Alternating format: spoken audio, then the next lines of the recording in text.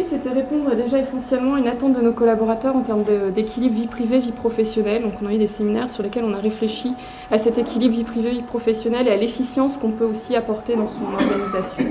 Le thème du télétravail, du e-travail, qu'on appelle en interne, est ressorti de manière assez récurrente dans les demandes et les souhaits de nos collaborateurs. Également, ça nous permet de répondre à des thématiques liées au donc le PDE, au plan de déplacement de l'entreprise, par rapport forcément au temps de déplacement. Dans la construction, en plus, on bouge beaucoup. Et puis de répondre également à des situations de restriction médicale de déplacement, et puis forcément promouvoir l'image de l'entreprise en termes d'innovation sociale.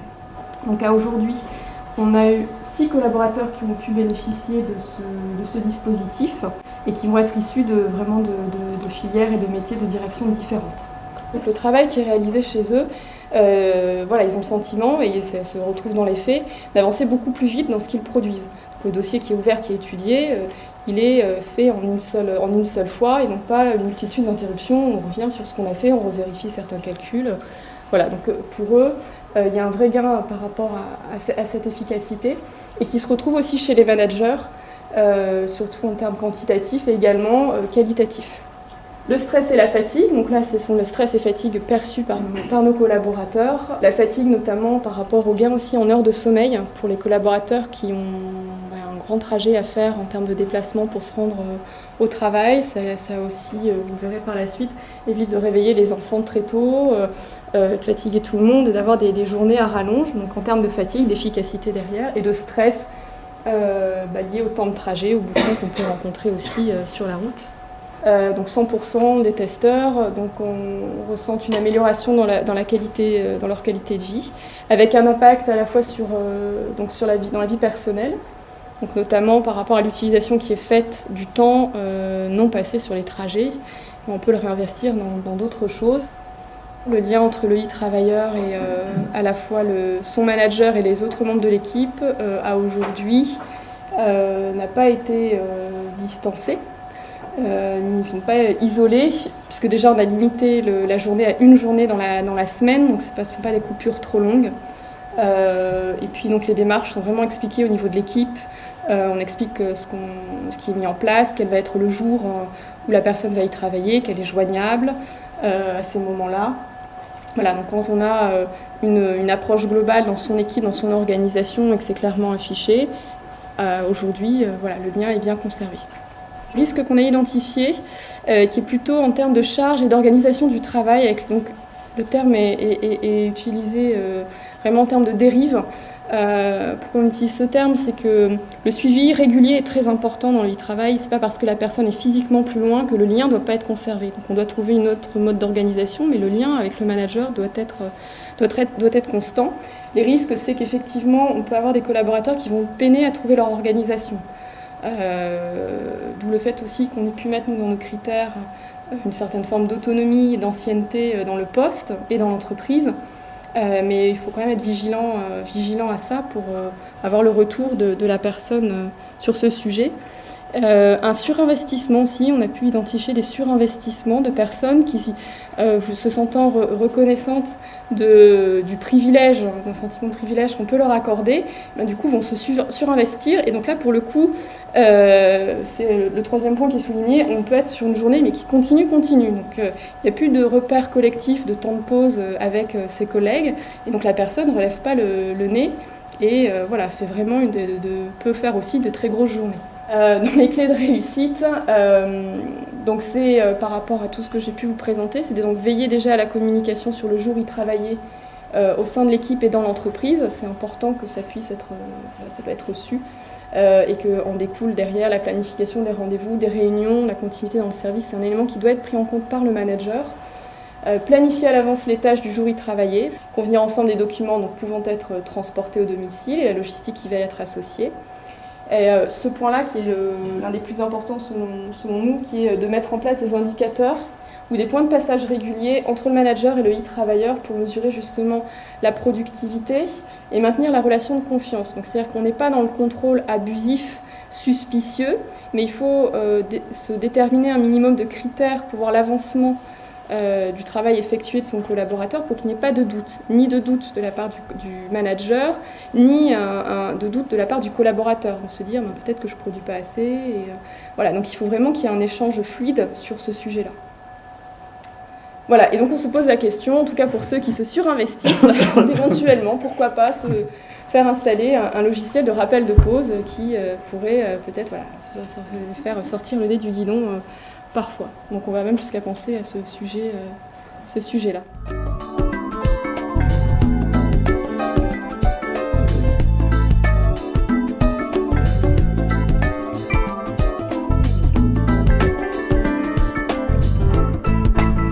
On a des gens qui nous disent, moi sur un certain nombre de sujets, j'ai besoin d'être concentré, j'ai besoin de prendre du temps, j'ai besoin d'être au calme, et je n'arrive pas à le faire au bureau. Donc ça ne veut pas dire qu'il faut que je travaille 5 jours par semaine toute l'année de chez moi, mais de temps en temps, j'ai besoin de pouvoir m'isoler, et le fait d'être à la maison ou dans un endroit calme, propice à la réflexion, ça va me permettre d'avancer plus vite. Et il y a des gens qui arrivent, après avoir passé 1 heure dans leur voiture, et qui arrivent au bureau, ils sont déjà stressés, quoi. Ils n'ont pas encore démarré leur journée de travail, et ils sont déjà dans un stress pas possible. Et ça, on doit le prendre en compte. On a choisi 2 formes. En fait, en réalité, on avait choisi 2 formes. Une forme récurrente. 10 personnes ont choisi cette forme récurrente, et 5 personnes ont choisi cette forme à la carte. On s'est posé la question de se dire, est-ce que le télétravail, c'est du télétravail à la maison? Est-ce que ça peut être ailleurs? Si c'est ailleurs, où c'est? Et puis alors on a commencé à lister, alors ça pourrait être dans un de nos magasins, ça pourrait être à l'entrepôt, ça pourrait être... et après on s'est dit, mais oui, mais en même temps, c'est chez lui, mais ça pourrait être chez ses parents, ça pourrait être chez son frère, ça pourrait être dans sa maison de campagne, ça pourrait être... et puis où est-ce qu'on s'arrête, quoi? Et donc on s'est dit, c'est pas ça qu'on va faire. On va être plutôt sur d'autoresponsabilité, et on va considérer qu'il y a un certain nombre de règles à respecter, de concentration, de joignabilité, de confidentialité. C'était important pour nous aussi d'évaluer le test. Et on a passé beaucoup de temps à réfléchir sur les critères d'évaluation. Parce qu'on ne voulait surtout pas se retrouver à l'issue du test à être sur du ressenti et pas sur des choses objectives. Pourquoi? Parce que si on dit on va déployer ou on ne va pas déployer, si on n'a pas prévu avant les critères d'évaluation, on va être sur ce qui s'est passé sur les derniers moments. C'était bien, c'était pas bien, tu as trouvé ça comment? Bah oui, c'était chouette, ok. Mais c'est pas avec ça qu'on va tirer des conclusions définitives aussi sur on est capable de déployer et c'est profitable à l'entreprise et aux collaborateurs ou pas. On l'a prolongé notre test et il est en train de se terminer là et on va passer dans une phase de déploiement. On se dit que même si on a fait des efforts, on aurait dû être encore plus dans la communication avec les managers parce que c'est tellement... dans l'image que les managers peuvent avoir du e-travail, l'image spontanée qu'ils peuvent avoir, c'est que quand on est loin, c'est plus difficile de contrôler. Ce qui est, à mon avis, complètement faux. Et ça, c'est difficile et il faut passer cette barrière. Globalement, ça s'est quand même plutôt bien passé et on peut noter une vraie ouverture d'esprit des managers et je pense que le fait de les avoir impliqués très vite dans la démarche a facilité ça. Les ressentis, évidemment, un impact positif sur la famille, une flexibilité dans l'organisation, une charge de travail qui est identique, mais une meilleure productivité. Il n'y a pas eu de sentiment d'isolement, c'était un peu notre crainte quand même de se dire comment ils vont ressentir ça, il n'y a pas du tout eu ça. Ça rejoint exactement ce que tu disais tout à l'heure, j'ai dit.